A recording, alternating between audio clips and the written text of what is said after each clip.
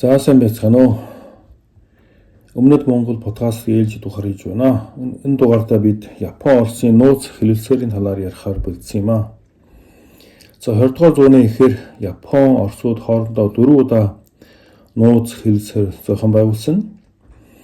Ер нь энэ нууц хэлэлцээрийн үр дүн бол ер нь Монголын хувьд заяа өөр тийшээ шийдсэний бол тэгээд үүнээс бол харж болно. За 1904 оны 2 сараас 1905 оны 6 сард Япон Оросууд бол Манжурд бол дайн хийсэн. Жил гарын хугацаанд маш их ширүүн тулалдаа хийсэн.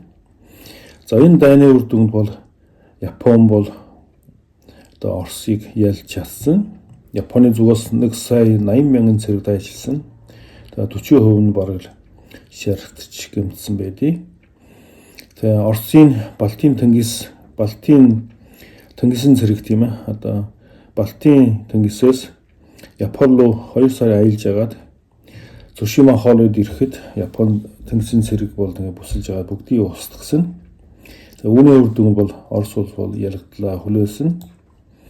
За энэ болж байгаа дараах нь Япон Америкууд бол хоорондоо бас уулздаг байсан.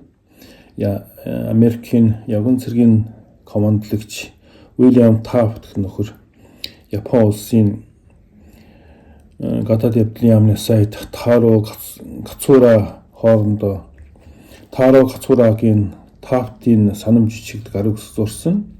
Энэ санамж бичигт бол Америк бол Японы тийм ээ солонгосын эзэрхий хүлээн зөвшөөрсөн. Япон бол Филиппиний тийм ээ Японы Америкийн мэдл очихыг бол хүлээн зөвшөөрсөн байд юм билээ. За мөн жилийн 8 сард Япон Английн хооронд бас Англи Японы холбоотны гэрээ байгуулсан. Энэ гэрээгээр бол Япон англичууд бол ер нь холбоотон болж харилцсан туслалцаа үзүүлдэг. Англичууд бол Японы Солонгост байгаа тийм ээ цэрэг эдийн засгийн онцгой эрх ашигыг бол хүлээн зөвшөөрсөн. Мэдээж хэрэг Япон бол Английн тийм ээ энэ хэсгийг явуулж байгаа бүх ажиллагааг дэмждэг болсон. 1905 оны 8 сарын 10-нд Оросын бүрэн эрхт төлөөлөгч Сергей Юлевич Витте гэдэг нөхөр Японы бүрэн эрхт төлөөлөгч Комура Жатаротой Портсмут Америкийн Портсмут гэсэн газар хэлэлцээр хийсэн. Олон удаагийн хэлэлцээр маргаан даймалцсны үр дүнд 1905 оны 9 сарын 5-нд маш алдартай Комура Жатарогийн Портсмутын энхийн гэрээ байгуулсан. Тус энхийн гэрээ бол Япон улс бол Оросыг Солонгосыг тийм ээ эзэлж авах тийм ээ хүлээн зөвшөөрүүлж чадсан. Түүнээс гадна Оросын нутагт байсан Сахалин арлын өмнөх хэсэг тийм ээ өргөх хөлийн 50 градусаас өмнөх арлыг бол Япончууд бол хүлээн авсан. Манжурын тухай бас ийм тогтоолууд байд юм аа. Нэгд Орос улс бол Лүшүн Далян эргэн тойрон нутгийг тийм ээ Японд өгнө тийм шилжүүлж өгнө. Хоёр дахин бол Кванчанз гэж чинь өнөөдрийн Гримүжийн төв Чангчун хотоос Лүшүн рүү явах төмөр зам болон Сараад төмөр зам зэрэгэлдээ уурхай нүхтэй хамт Японд шилжүүлж өгнө. Гурав дахь нь бол Манжурт дэх тийм ээ Манжурт хоёр улсын ажилуулж буй төмөр замууд бол зөвхөн арилжаа болон үйл төрлийн зориулалтаар хязгаарлагдаж цэргийн зориулалт хязгаарч ашиглахгүй гэсэн тийм харилцан хүлээн зөвшөөрсөн. Мэдээж хэрэг Ляодунгийн хоёрын Япончуудаас шилжүүлж өгсөн тэр хэсгийн төмөр замд бол үүнд бол хамаарахдаггүй. За дөрөв дэх нь 18 сарын дотор Япон Орос цэргүүд Манжураас цэргэн татна. Мэдээж хэрэг бас Ляодунгийн хоёрын Лүшүн Далян эргэн тойрон нутаг бол үүнд хамаарахдаггүй. Төмөр замын хамгаалахын тулд энэ гарнизон цэргүүд бол одоо суулгах ёстой. Мэдээж хэрэг гэхдээ километрт бол 15 цэргээс илүү байх заасан байдаг. За энэхүү зохицуулалтаар бол Манчжурийн өмнөд хэсэг бол Японы нөлөөний нутаг болсон. Мэдээж хэрэг Солонгосыг бол бүрэмсэн авсан. Тийм. 1905 оны 10 сарын 27 Японы засгийн газрын хуралдаанаар Солонгосын хамгаалалтын эрхийг тогтоох тухай шийдвэр өгчийг гаргасан. Тийм. 11 сард Япон Солонгост 3 удаа 2 дахь удаа Япон Солонгосын хэлэлцээр гэгч гарын үсэг зурулж чадсан. Тэгээд үүнээс хойш бол Солонгост бол одоо хяналтын комиссар одоо Аман Сайш шиг тийм ээ суулгахаар болсон Японы зүгээс. Тэгээд Менжигийн Японы эзэн хаан Хиробуми Ито гэдэг энэ Японы түүхэн маш алдартай хүн байсан. Энэ хүний бол анхны хяналтын комиссар буюу Аман Сайдаар суулгадаг болсон. Үүнээс хойш Солонгос бол Японы хараат улс болсон. Тийм. Япон бол өмнөд Манчжурд бол өөрийн давуу талаан тогтоож чадсан. Үүнээс хойш Японы сонирхлын шугам бол ерөнхийдөө бол Манчжурийн өмнөд нутагт бол төрж орж ирсэн. Японы засгийн газар Манчжурийн ажиллагаа бол энэ бодлогын хэмжээнд бол явагдаж эхэлсэн байгаа. За удалгүй Япон улсын нууц хэлэлцээрийг бол ингээд хийхээр бэлдсэн. Японы зүгээс бол мэдээж Солонгосын авна. Гэхдээ одоо Монголын Оросд бол өөх сонирхол байхгүй байсан. Япон суугаа хяналтын комиссар Хиробуми Ито ингэж хэлж байсан. Монголын хувьд бол хамгийн зөв алхам бол Солонгосын асуудлыг бүрэн шийдвэрлэхийн тулд Оросд ихээхэн хэмжээний буулт хийхин эрс шийдвэрийн санал болгох явдал юм аа гэж байгаа. Ер нь Япончууд бол Солонгосыг бүрэн авна. Гэхдээ Монголыг бол Оросд өгөхгүй гэсэн тийм бодлого баримталж байсан. Тухайн үед Оросын гадаад явдлын яамны сайд Александр Петрович Изволский гэсэн нөхөр байсан. Энэ нөхөр бол ингэж хэлж байгаа да. Япон яагаад баталгаагаа гадаад монголоор хязгаарлахыг үнэхээр хүсэж байгаа би ойлгохгүй байна гэж байгаа. Яг тэгвэл тухайн үед Япон бол одоо гадаад Монголыг бол Оросд өгж болно. Харин өөр Монголыг бол өгөн гэж ерөөсөө амлахгүй байсан. Тийм. Гэхдээ Оросуудын хувьд бол бүх Монголыг өөртөө авах сонирхолтой бол маш их байсан. Тухайн үед Япон улсаас Оросд суугаа элчин сайд Мото Ичиро гэх нөхөр байсан. Энэ нөхөр бол ер нь нууц хэлэлцээр хийхэд хамгийн үүрэг гүйцэтгэсэн нөхөр байгаа. Японы засгийн газар гадаад Монголын талаарх буулт нь Оросын Солонгост хийсэн буулттай харьцуулахад хангалттай гэж үзэж байна гэж байгаа.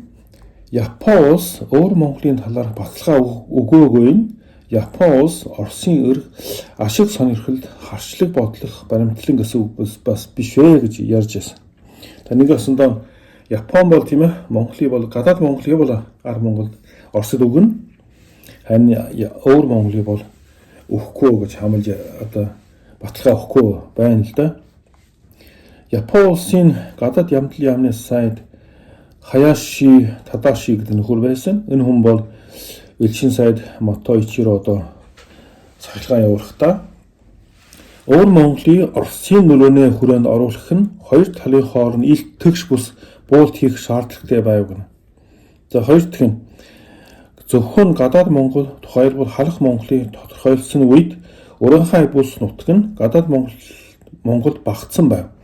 Орос улс мөн ховдыг өөрийн нөлөөний хүрээнд оруулахыг хүсэж байсан ч Шинжааны ил шиг ховд нь Хятадын баруун хойд хэсэгт харьяалагддаг тул ховдыг хэлэлцээрийн хүрээнд оруулахгүй байх нь дээр байв гэж байна. За нэг асундаа ховдыг бол тийм ээ Оросд өгөхгүй гэсэн санаа байга л да. Харин одоо тагны Уранхай буюу өнөөдрийн Хуваа бол одоо Орос авч болно гэж байна.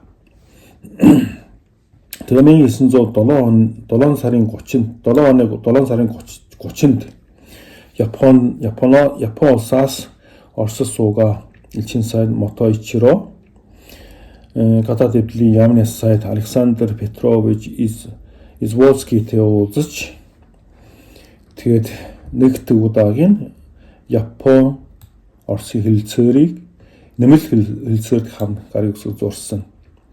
За энэ дээр бол нэг хамгийн чухал нэг манай Монголын хамаатай хамгийн чухал заалт хоёр дахь зүйл заалтан дээр Орос улс нь одоо мөрдөгдөж буй гэрээ хэлэлцээрүүд дээр үндэслэн Япон улс болон Солонгос улсын хоорондох нийтлэх улс төрийн ашиг сонирхлыг хүлээн зөвшөөрнө гэж. За энэ нэг хоёр дахь заалт. Энэ нь одоо голдуу Орос бол Японы тийм ээ Солонгосын эрх ашиг бүгдийг зөвшөөрнө гэж. За гурав дахь нь гэж. Япон эзэн гүрний засан газар нь гадаад Монгол дэх Оросын төрийн онцгой ашиг сонирхлыг хүлээн зөвшөөрч эдгээр ашиг сонирхол ямар нэгэн хохирол учруулахгүй хүндлэгнээс оролцохгүй гэж. Энэ юу гэсэн үг бэ гэхээр Японы эзэн гүрэн бол гадаад Монголыг Оросд өгөхэд бол хүлээн зөвшөөрж байгаа.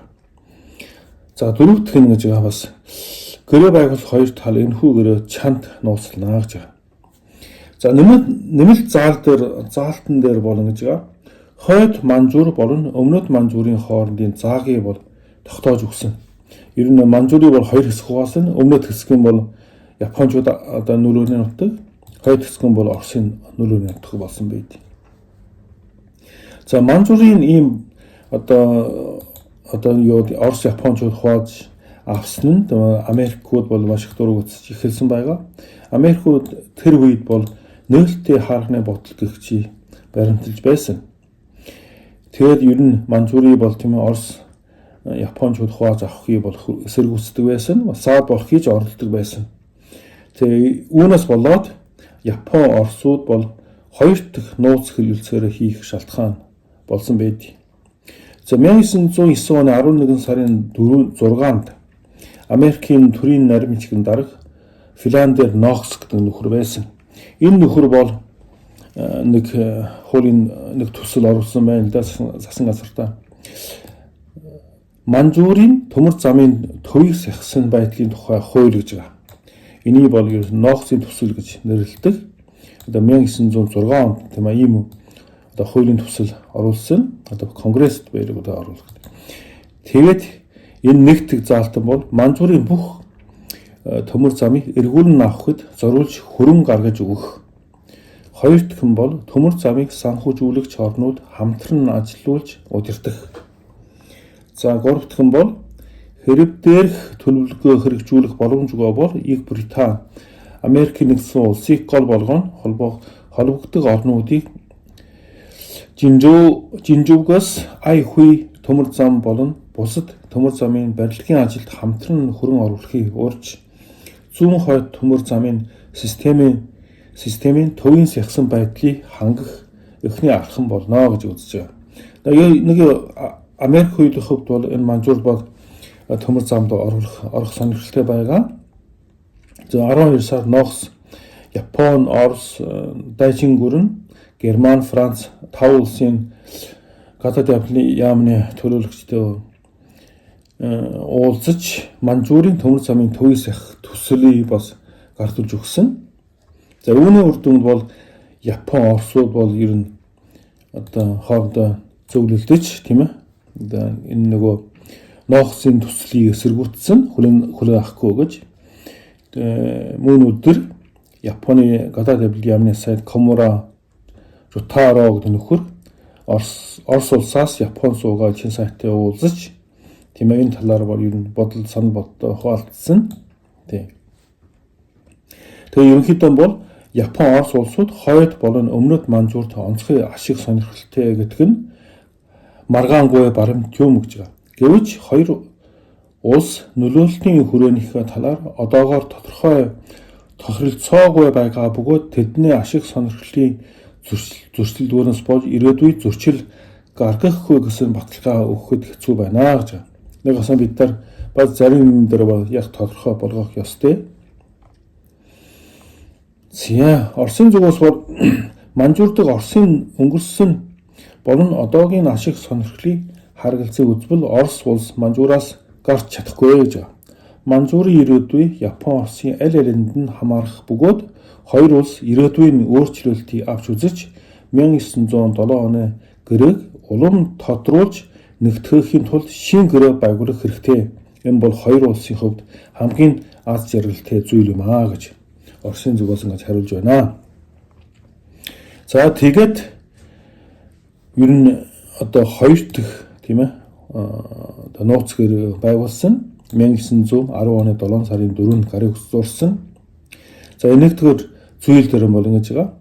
Япон Орос улс бол 1907 оны нууц гэрээний нэмэлт заалтуудад заасан хязгаарын шугам нь манжуурдах тэдний тусгай ашиг сонирхлын хүрээг тодорхойлсон болохыг хүлээн зөвшөөрнө гэж байгаа. За юу нэг ясандаа манжуурыг тийм ээ одоо хил хязгаараа улам тодорхой болгосон. Тийм.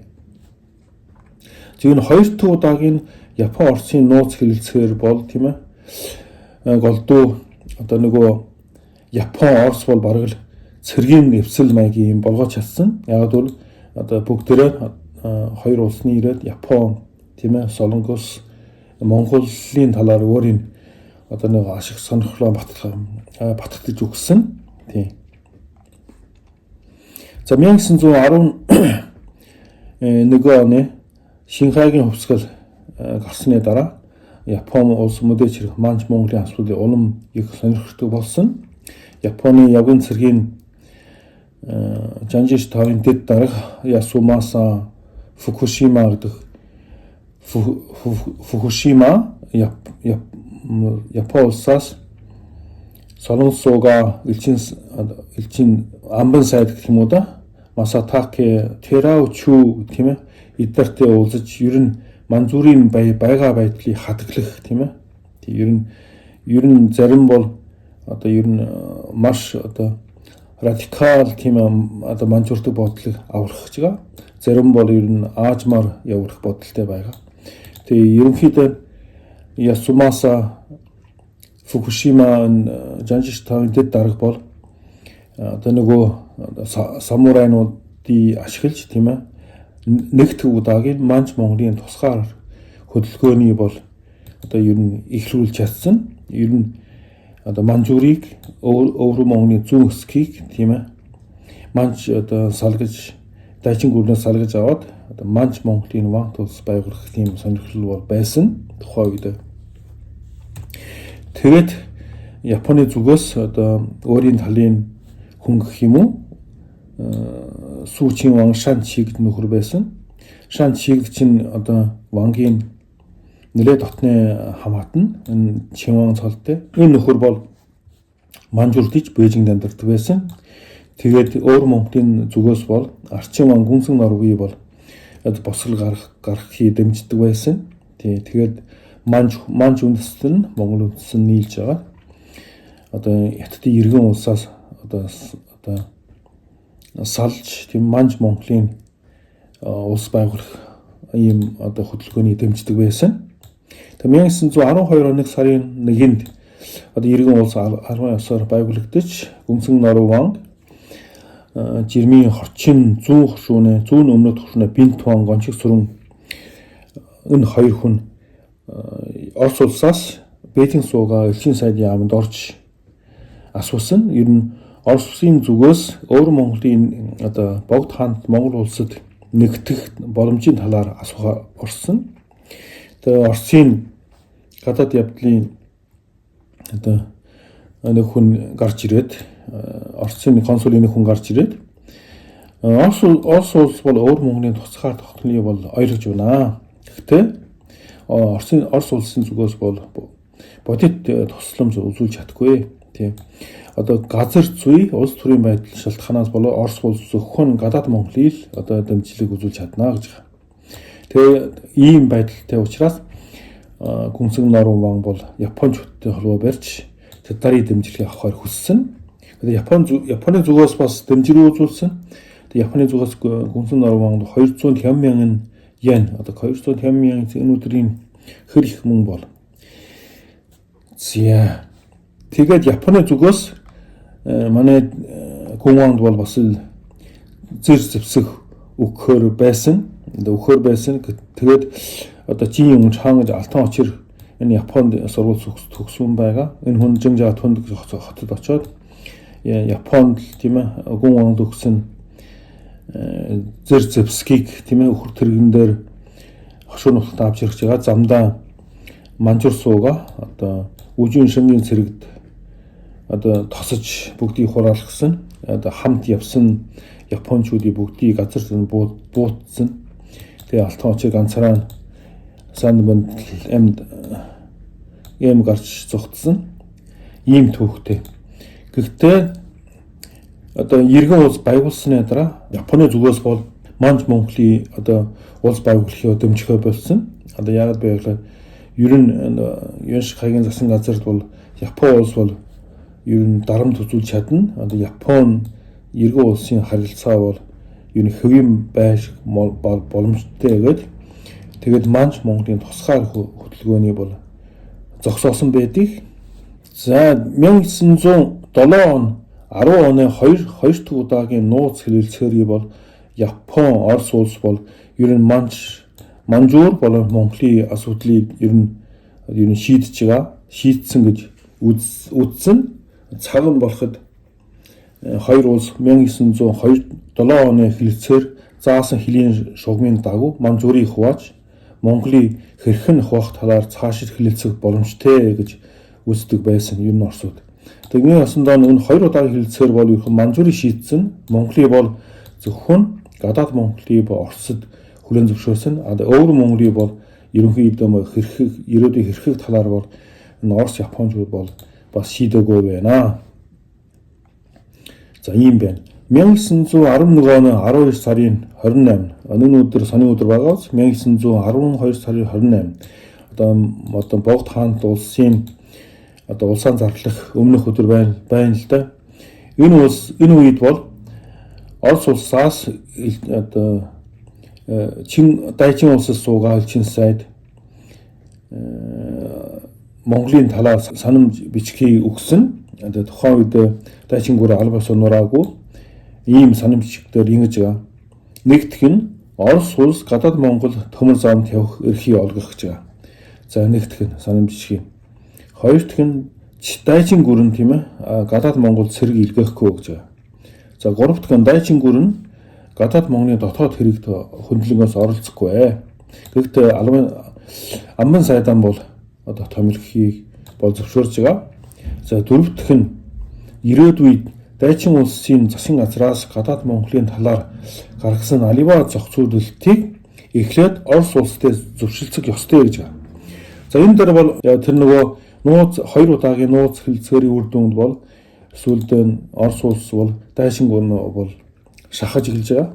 За 2 удаагийн одоо Япон Оросын хэлэлцээр бол Япон улс бол Оросын гадаад Монголд онцгой эрх ашигыг хүлээн зөвшөөрсөн. Гэхдээ Япон Орос хоёр улс өөр Монголын талаар хэрхэх талаар ер нь тодорхой бол заалт бол оруулаагүй. Тийм. Энэ бол маш сонирн байгаа. Тийм. Энэ одоо энэс болоод одоо манай өөр Монголын тийм ээ Монгол улсад нэгтгэх одоо Богд хааны улсад нэгтгэх талаар бол Орос улсын зүгээс бол дэмжиж чадахгүй. Япон улсын зүгээс бол тэгээд дэмжихгүй. Тийм нэг байдал орсон л да. Манай Монголын бол ингэж л анх удаа хуваасан л да. 1912 оны 7 сарын 8-нд Япон улсаас Орос улс суугаа Мотоичиро Орос улсын гадаад амлын яамны сайд Сергей Дмитриевич Сазоновт нөхөртэй 3 дахь удаагийн одоо Япон Оросын хэлэлцээр хийсэн байгаа. Энэ дээр бол ерөөсөн өөр Монголыг бол хоёр хэсэг хуваасан өөр Монголыг.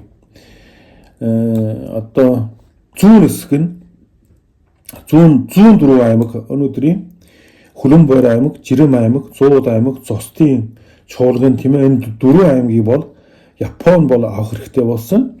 Баруун 5 аймгийг бол Оросууд авахар болсон байсан. Одоо баруун өөр Монголын баруун 5 аймаг гэхээр Шилэнгор, Улаанцав, Игцүү, одоо Аршаа юу гэдэг тийм ээ. Баяннуур тийм ээ өнөөдрийн бүгд л Оросууд авах хэрэгтэй болсон байдсан байлээ. Энэ нь одоо юу гэсэн бид нарын нөгөө нэгдсэн улс байгуулах тийм ээ тэр имийг бол ерөөсөн хаасан байдаг. 5 замын цэрэг чинь одоо манай 5 замын байлдаан өвөр жилийн үемөн гэж ярьдаг зарим одоо 1912 оны сүүлчээс эхлэн тийм ээ жил гарын хугацаанд Хятад улсын Бээжингийн засгийн газар ба Монголын Богд хаан засгийн газар өөр Монголын одоо дүүрэгт тийм ээ одоо тойрогт байлдаан болсон. Гэтэ энэ үүнээс болоод Япончууд бол тэгээд монголчуудын дэмжихгүй байсан. Өөр Монголын нэгтгэх. Яг бол Японы эх ашигыг зөрчихөөс айдаг байсан билээ. Тийм.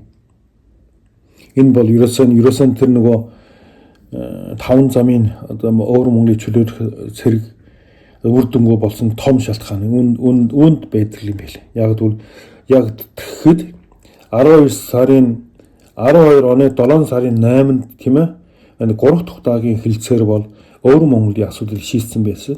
Зүүн аймаг бол Япончууд аавна, баруун аймаг бол одоо Оросууд аавна. Гэхдээ энэ монголчууд мэдхгүй тийм ээ одоо нэгдсэн улс байгуулах гээд их л өөрийн чадлаараа тэмцдэг байсан.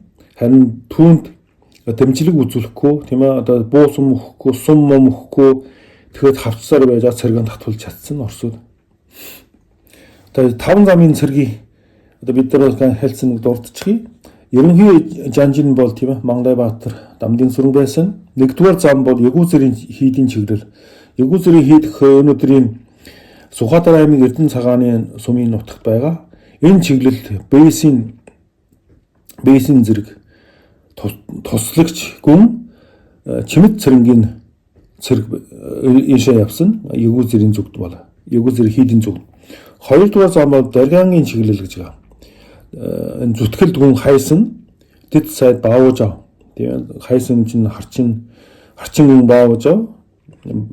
Харчин гүн хайсан харчин гүн Баавуужав тийм ээ. За 3 дугаар зам бол Сүндийн 2 хошуу, 4-д Вангийн хошуу. Энэ бол өнөөдрийн Сүндийн 2 хошуунуудын Шилэн голын чиглэлд, 4-д хошуунууд Улаан цав аймгийн чиглэлд байгаа. Энэ бол Бийс насан нарвжхийн цэргүүд энэ зөв рүү явсан. 4-р зам бол Хөх хотын чиглэл Сайд гүн Сономд оржийн цэрэг энэ зам руу явсан байгаа. 5-р зам бол Урдын 3 хошуу, Урдын хошуу энэ бол голдуу Урдын 3 хошуу явсан. Тэгээ зүтгэлтийн цэргүүд голдуу явсан. Дэд зэргийн туршимл зүтгэлт гэж байгаа. За ийм нэг жил гаруй байлдаад одоо миний одоо нэгдсэн улс байгуулж чадаагүй хамгийн том шалтгаан энэ байд. Сүүлдээ одоо Орос тийм ээ одоо шахсаар байж байгаа. Хятадууд шахсаар байж байгаа. Иргэн улс шахсаар байж байгаа. 1915 оны Хяхтын хөрөлцөөрийг байгуулсан байхгүй юу? Хяхтын хөрөлцөөрийг бол Орос улс бол тийм ээ гадаад Монголыг өөрийн нөлөөний нутаг хэвээрээ үлдэж чадсан. Гэхдээ эзэн эрхэм бол Хятадд үлдсэн. Өөр Монголын тэр чигээр одоо иргэн улсын мэдд төгсөн. Гэхдээ цаанаа бол Япончууд энд бол ирэхээ тогтоох тэг үндэстэй болсон. Гэтэ одоо бодоод яхад Япончууд бол өөр Монголын бүгдийг авах эрхэм бол байхгүй байсан. Зөвхөн зүүн аймаг одоо сүүлд 32 он байгуулсан Манжугу улсын нутаг дэвсгэрт багтсан Монгол нутаг бол Япончууд авах хэрэгтэй байсан. Харин баруун 5 аймаг бол Оросуудын нутаг Оросууд авах ёстой байсан л да. Харин яагаад авч чадаагүй юм сонин байна л да. За 1914-аас 18 он дэлхийн 1-р дайн эхэлвэ. Тэгээ Япончууд бол Франц, Англи, Оросын талд орсон. Тэгээд Япончуудын Германы эсрэг дайн зарлаад Жаожувангийн одоо Жаожуван болонгийн Германы гараас булааж авсан. Тэгээд Хятадд 21 шаардлагт явсан. 1915 онд Хятадын иргэн улсын Бэйянгийн засгийн газарт бол Японы зүгээс бол 21 заалт явсан. Тэгээд голдуу Шандун мужийн хяналтанд аавна. Манжуурийн өмнөд хэсэг өөр Монголын зүүн хэсгийг бол өөртөө тийм ээ авах сонирхолтой байсан. Тийм. Энэ заалтын дотор бол бас нэг юм байд юм билээ. Контун аймаг гэж ярьдаг шүү дээ. Контуны мужи байгуулсан. байгуулах хугацаагаа бүр 99 он хүртэл 99 жилээр сунгасан байдаг. Одоо энэ голдуунууд Шундаалын одоо дээрх үе Оросууд төрөсөлдөг байсан. Сүүлд Япончууд булаагаад авсан. Ийм газрыг бол 99 оноор сунгахыг шаарддаг байсан. Хоёр дахь нь бол 99 жилийн дотор Хятад улс бол өмнөд Манчжурийн төмөр замын өшөө одоо нөгөө Мөгдөн хотоос Дандун чин өнөөдрийн Солонгосын хэлдэг Хятадын хэлийн хот байхгүй. Энэ хүртэл төмөр замын хятад бол буцааж авах болохгүй гэсэн заалт оруулсан. Тийм. Түүнээс гадна Япон улсын дэмжлэгээр өмнөд Манчжур болон өвөр мөнгөний зүүн хэсэгт бол ер нь засаг захиргааны шинжилгээ хийхийг хийнэ гэж байгаа. За ер нь Япончуудын ер нь өвөр мөнгөний зүүн хэсэг одоо Манчжурын өмнөд хэсгээр бол ер нь ажиллагаа өрчимжүүлсэн. За энэ үед бол бас Японы Жаншин штабын зүгээс бол Манчжурд бол хоёр дахь удаагийн Манч Монголын тусгаар хөдөлгөөний бол өрнүүлсэн. Энэ удаа бол одоо манай одоо Монголын одоо Шудраг Баатар Баавжав тийм ээ энэ гол үүрэг оролттой ажилласан. Мэдээж хэрэг Шанши гэдэг хүн бас байгаа л да. Нөгөө Манчин Чинван байсан. Дайчин гүрний Чинван байсан. Шанши гэдэг хүн байгаа. Тэг голдуу байлдаанд бол голдуу Баавжав дайн хийсэн. Харамсалтай Баавжав 1916 оны 10 сард сум доногдоо нас барсан. Тийм. Тухайн үед Япон улс бол Манч Монголын тусгаар тогтнолыг бол энэ хоёр плантай байсан, хоёр төлөвлөгөөтэй байсан. Нэгдүгээр нь бол одоо Мөгдөн хотод тийм ээ. Одоо Мөгдөн хотод ерөнхий консул Ядашити Таро гэдэг нөхөр байсан. Энэ хүн бол одоо Манч одоо Хятад 8 хошуу гэж байдаг байсан да. Хятад 8 хошууны хүмүүстэй уулзаад одоо Юанжин Кай гэдэг хүнтэй уулзаж тийм ээ.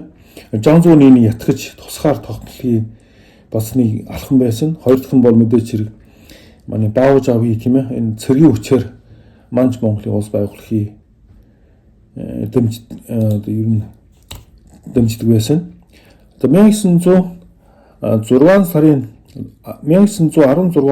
сарын 6 Юншкай нас болваа.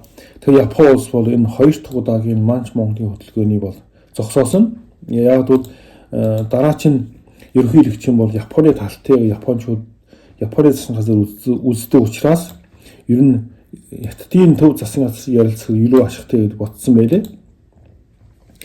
За 1916 оны 7 сарын 3 Петербургт Япон Оросын 4 дахь удаагийн хэлэлцээр байгуулсан.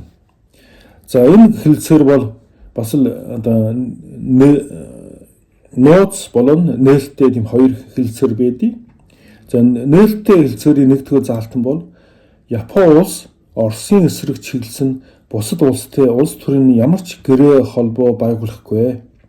Орос улс Японы эсрэг чиглэсэн бусад улстай улс төрийн ямар ч гэрээ холбоо байгуулахгүй гэж байна. Энэ бол нэг өстой бэйбиндээ бол энэ өөдөсөн бол ажиллахгүй гэж байна. За 3 дахь заалт ийм сонирхол байгаа. Гэрээ байгуулах хоёр талын аль нэг нь нөгөө талын алс орнот дэх нутаг дэвсгэр эрх буюу тусгай ашиг сонирхол зөрчсөн үед Япон Орос улсууд авах арга хэмжээний зөвлөлдөж эдгээр эрх ашиг сонирхлыг хадгалах хангаалахад харилцан дэмжлэг үзүүлэх буюу тусалцаа үзүүлэх. Энэ юу гэсэн үг вэ гэхээр нэг осондоо Орос Хятад улс бол бараг холбоотон болсон байна. 16 он тийм байлаа шүү дээ. Холбоотон болсон байлаа. За нууц грэндер ингэж байгаа.